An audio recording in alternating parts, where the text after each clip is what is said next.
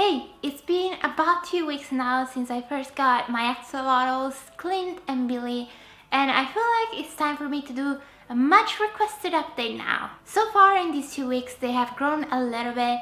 Clint is slightly bigger compared to Billy, and if you're wondering about how I recognize them, it's pretty simple. It's by the eyes because Billy has darker black eyes, instead Clint has some gold around it. Now a lot of people had questions about them or how you keep them and stuff like that, so I'm gonna try to cover everything I think is really necessary if you're curious about them. So the first concern that was raised is that they are an endangered species, which is true, but the ones that I bought don't come from Mexico, from the lake. They were born here in the UK. The seller had tons of them. She was so passionate. As soon as I bought them, she instructed me about them. It's all good. It's all legal, so don't worry. Mine are 5 months old now, and they will keep growing quite a lot until they are 1 year old. I think then they stop, and that's when you can tell the gender. Right now it's too early. They live in fresh cold water, and usually the temperature they prefer is between 5 to 20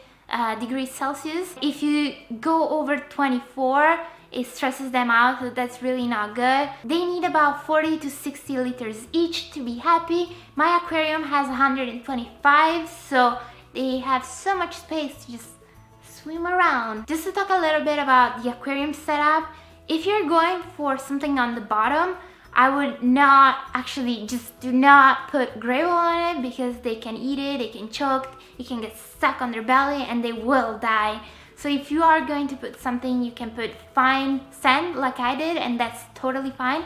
Or just leave it with nothing, which is great too, and it's a lot easier for you. They like the water to be pretty still, but they do enjoy some bubbles here and there and some movement, so just nothing too fancy or too crazy. They don't like the light. They don't have eyelids, so it's kind of mean to just keep the light on. You can do it, but I try to do maximum 20 minutes a day. They are in a room where it's usually pretty dark, and I also provided hiding spots because they really enjoy staying in the darkness. Moving on to the food, they eat quite a lot of things. I'm currently feeding them frozen bloodworm. I take 2 of them. They come in a package and it's 1 for each. I wait until it melts a little bit and then I feed them. Sometimes when I do feed them, Clint attacks Billy a little bit, so if I notice that, I try to separate the food and hand feed Billy just to make sure that he's eating, because I've seen sometimes that Clint just takes over the food and Billy doesn't know what to do, so I try to help them out a little bit. And that brings me to the fact that a lot of you were worried that they are a couple in one aquarium, because they are pretty aggressive animals. They can eat each other, but when I bought them, I made sure that they were okay. I asked the seller if they grew together, if they ever attacked each other. She told me that they were totally fine, so I shouldn't worry too much.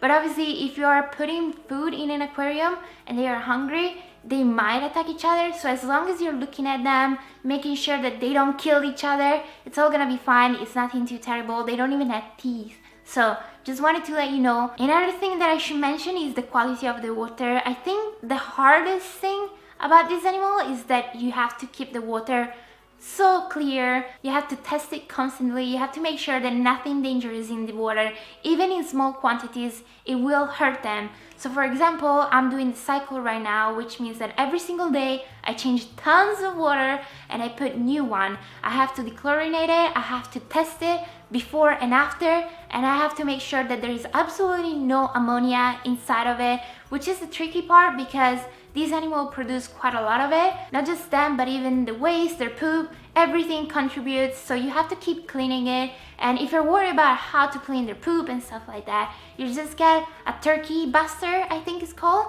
You pop it in the aquarium, you suck up all the disgusting junk, and it's pretty easy to clean, but just make sure that you're changing the water, you're keeping it as clear as possible, and they will be fine. So this kind of covers everything that I wanted to talk to you about. I think it's a good base start if you're thinking about getting them. Although you should read about them, there is quite a lot more things that you should know about. I think that the biggest commitment is the water changing thing, but other than that, they're pretty easy to keep.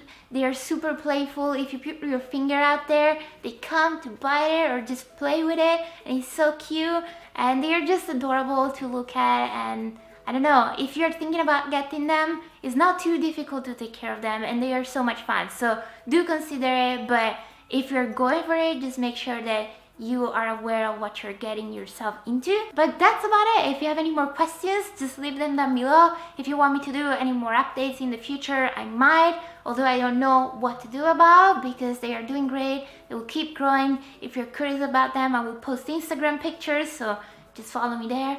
And that's about it for today. I hope you found this video helpful and entertaining, and I will see you very soon. Bye! Thanks for watching.